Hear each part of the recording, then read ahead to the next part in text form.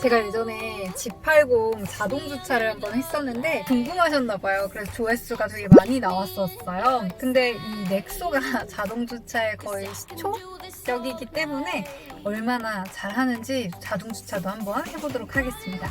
일단 이 버튼을 눌러줘야 되는데 주차 공간을 탐색을 한번 해볼게요. 20km 이하로 가면서 오 인식했구나. 자, 주차를 원하시면 정차 상태 선택. 자, 선택할게요.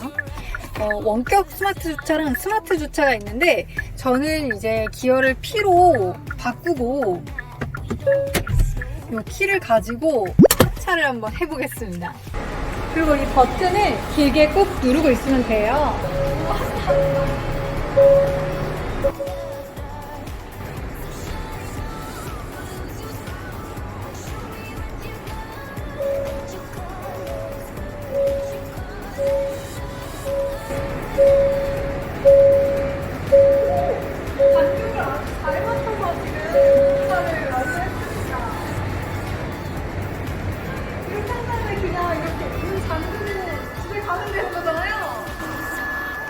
아니 제가 블로그를 찾아보는데 여기 충전소에 오면은 직원분이 충전을 해주시잖아요. 근데 그 직원분이 너무 지루해 보여가지고 기다리는 자기까지 지루해졌다고 그런 블로그 글을 봤거든요. 근데 무슨 말인지 알 것 같아요. 여기 충전 꼽아놓고 진짜 할 게 없으시니까 확실히 수소차의 제일 큰 문제가 충전인 것 같아요. 이게 서울 경기 다 합쳐도 충전소가 10개도 안 되더라고요. 심지어 아까는 다른 충전소에 갔는데 2주 전에 예약을 해야 된다고 하더라고요. 예약 안 했어요. 예약제예요? 그럼 지금 어플로 예약하면 되나요? 네. 오늘 예약하면 2주 후께 예약이 돼요. 에? 아니 제가 시승차인데 며칠 전에 받았는데 2주 전에 예약을 해놨을 리가 없잖아요. 그래가지고 다시 이 국회 충전소로 왔거든요. 집 근처에 이 충전소가 있다 하는 분 아니고서는 저도 충전 때문에 추천을 막 이렇게 해드리기가 어려운 것 같아요. 네, 차례가 됐다. 마스크 쓰고 가보도록 하겠습니다. 그래도 생각보다 충전 자체는 빨리 끝나시네요. 앞차 보니까. 대기하셔야 돼요. 아, 네네. 그러니까 이 차가 한 번 충전하고 다음 차를 충전하는 데까지 이렇게 기다리는 시간이 필요하니까 한 차를 충전하는데 한 10분, 15분? 이 정도는 잡아야 되는 것 같더라고요. 그러니까 앞에 뭐 두세 대가 기다리고 있다 하면은 충전 시간이 길어질 수밖에 없는 것 같아요. 비용적인 부분도 좀 궁금하실 것 같아요. 1km 충전하는데 8,800원이 들거든요. 그러면 1km 충전하면 한 100km 정도를 가니까 기본적으로 한 20-30% 정도는 가솔린 대비해서 저렴한 수준인 것 같아요. 안녕하세요, 차도녀입니다. 오늘은 제가 수소차를 리뷰하려고 하는데요. 사실 국내에 딱 한 종류밖에 없어요. 넥소죠.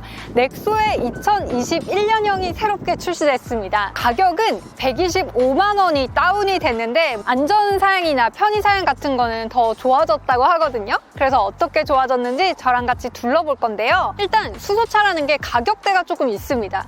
보통 6천 중반에서 7천 초반에 이제 넥소 가격이 형성되어 있는데 국가보조금이나 지자체 보조금까지 합치면 무려 3,500만 원의 엄청난 지원금을 받을 수는 있어요. 그렇게 따지면 코나, 니로, 볼트 이런 전기차들에 비해서 1,000만 원에서 1,500 정도는 저렴하게 구입을 할 수가 있거든요. 그리고 그런 차량들보다 크기 자체가 조금 더 크기 때문에 이 두 가지 측면에서는 전기차보다 괜찮은 것 같은데 자세히 한번 저랑 같이 뜯어보시죠. 디자인은 일단 뭐 2021년형이라고 해서 크게 바뀐 부분은 없는 것 같아요. 넥소 하면은 이렇게 일자로 쫙 전면에 둘러지는 이 주간주행 등이 포인트겠죠. 셀토스가 약간 비슷하게 따라한 것 같은데 넥소의 이런 느낌은 안 나오는 것 같긴 합니다. 근데 처음에는 사실 이 차량이 나왔을 때 엄청 미래지향적이고 막 파격적이다 그렇게 생각을 했거든요. 근데 워낙 이제 투싼이라든지 산타페가 또 파격적으로 나오다 보니까 상대적으로 조금 무난해 보이는 그런 느낌도 듭니다. 측면에서는 일단 이 휠이 제일 눈에 띄는데 제 스타일은 아닌 것 같아요. 약간 불가사리 같기도 하고 식인 식물 같은 그런 느낌도 듭니다. 어쨌든 이런 특이한 휠이 들어가 있고요. 또 이게 특이한 게 키를 가지고 다가서잖아요. 그럼 이렇게 이 도어 핸들이 톡 튀어나오는 이 오토 플러시 피팅 도어가 적용이 되어 있습니다. 여기가 크롬으로 들어갔으면 조금 더 미래지향적인 느낌? 좀 포인트가 됐을 것 같은데 약간 무난하죠? 전동 트렁크로 이렇게 한번 눌러주면 열리는데요. 크기는 뭐 그냥 딱 SUV? SUV 정도인 것 같아요. 엄청 작지도 않고. 근데 공간은 나름 잘 분리가 되어 있네요. 여기 안쪽에도 조그마한 수납 공간이 마련이 되어 있고 괜찮다. 이런 편의사양까지 가림막까지 이렇게 되어 있네요.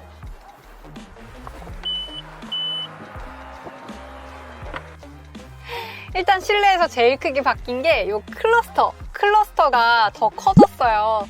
10.25인치로 들어가기 때문에 확실히 그냥 딱 있을 때도 눈에 들어오고 이렇게 이어지는 스타일로 들어가 있는데 보통 현대차에서는 10.25인치가 이 클러스터뿐만 아니라 내비게이션 크기도 10.25인치잖아요. 근데 얘는 12.3인치로 더 와이드하게 들어가기 때문에 좋네요. 눈에 확 들어오고 또 이 아래쪽이랑 이어지는 거랑 해가지고 미래지향적인 느낌이 확실히 듭니다. 그리고 특이한 게 이게 수소차다 보니까 여기에 H2O 아웃이라는 게 있어요. 아무래도 얘는 물을 시종일관 배출을 해줘야 돼요. 근데 아무 데서나 막 지하주차장 이런 데서 배출을 하게 되면 지나다니는 사람들이 미끄럽고 위험할 수가 있기 때문에 이런 기능을 넣어준 것 같습니다. 그리고 이 내비게이션 자체가 2021년형으로 바뀌면서 자동 업데이트까지 또 가능하다고 합니다. 무선 업데이트까지 가능하고 또 이 차가 3천만 원이 넘는데 레인 센서가 놀랍게도 안 들어가 있었거든요. 근데 이번 2021년형부터 그것도 추가가 됐습니다.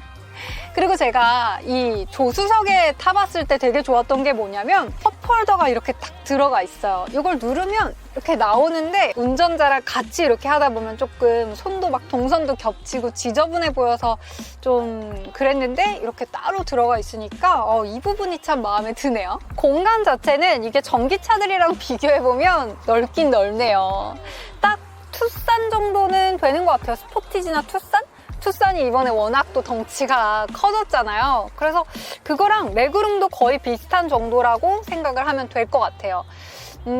사실은 이게 전기차들은 코나 니로 이런 것들은 패밀리카로 쓰기에는 공간적으로 약간은 조금 부족한 느낌이 있었는데 얘는 친환경차지만 패밀리카로도 손색 없을 만한 공간감을 가지고 있어요. 굳이 뭐 똑같은 친환경 차량이랑 비교를 해보자면 QM6 LPG 차량? 그것보다 조금 작나? 어쨌든 비슷하다고 보시면 될 것 같아요. 그리고 기본적으로 시트가 이렇게 리클라이닝도 됩니다. 이렇게 각도 조절도 몇 단계로 조절을 할 수가 있네요. 이렇게 조절할 수가 있고 제가 아예 폴딩을 한번 시켜볼게요.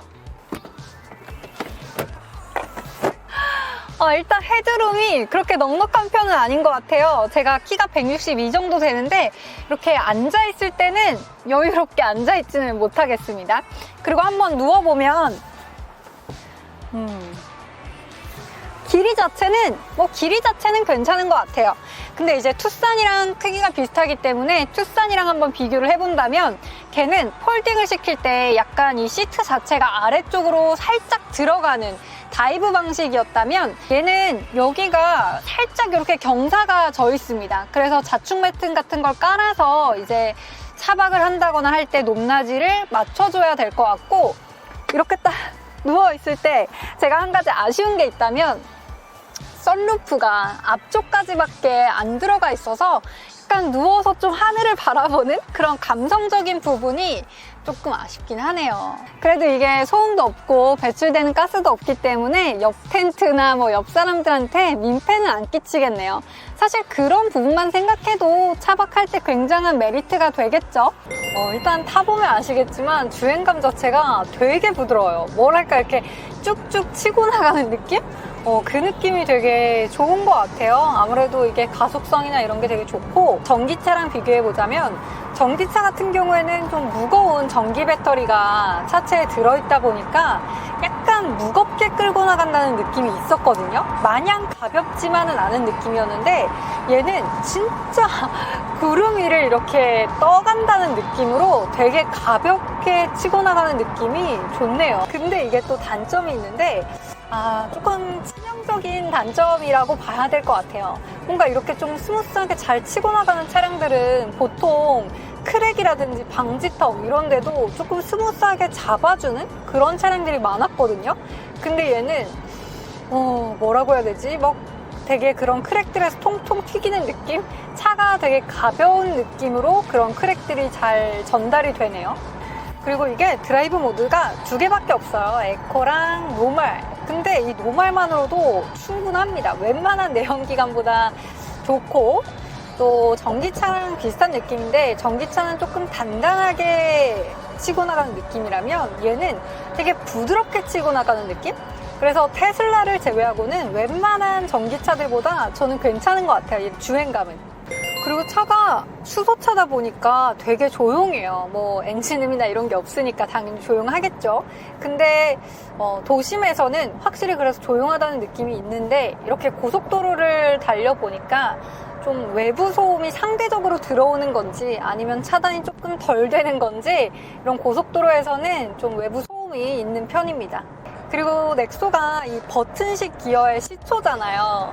근데 이렇게 전진, 후진이 평행에 놓여 있거든요. 다른 투싼이나 그런 것들은 위아래로 되어 있어요. 그래서 한 손으로 조작하는 게 좀 힘들고 한 손가락으로 보면서 했어야 되는데 얘는 그냥 이렇게 올려놓고 이렇게 한 손으로 조작을 할 수 있으니까 훨씬 편하네요. 예전에는 이런 버튼식 기어들 막 이렇게 버튼이 막 많은 것들을 보면 조금 끔찍하다 생각을 했었는데 얘는 확실히 산타페나 투싼 이런 거에 비해서 컬러가 정돈이 되어 있잖아요. 그래서 오히려 고급스럽다는 느낌도 들고, 그리고 이 다이얼에 앰비언트 무드 등까지 이렇게 들어가는데 이게 예쁘네요. 네, 오늘 저랑 같이 새로워진 2021년형 넥소 둘러봤는데요. 이게 참 수소차라는 게 단점이 너무 명확해서 저도 집 주변에 충전소가 있다 하는 분들 아니고서는 선뜻 추천을 하기가 조금 어려운 부분이네요. 그래도 점점 인프라가 늘어나면서 찾는 사람들이 많아지지 않을까라고 생각을 해봅니다. 뭐 충전 문제만 해결된다면 주행감이나 이런 부분이 확실히 괜찮잖아요. 또 환경에 기여하는 바가 원체 크기 때문에 인프라가 얼른 하루빨리 늘어나길 조금 바라봅니다. 오늘 그럼 저랑 같이 넥소 21년형 한번 둘러봤는데요. 오늘 영상은 여기서 마치도록 할게요. 구독, 좋아요, 알림 설정 부탁드립니다.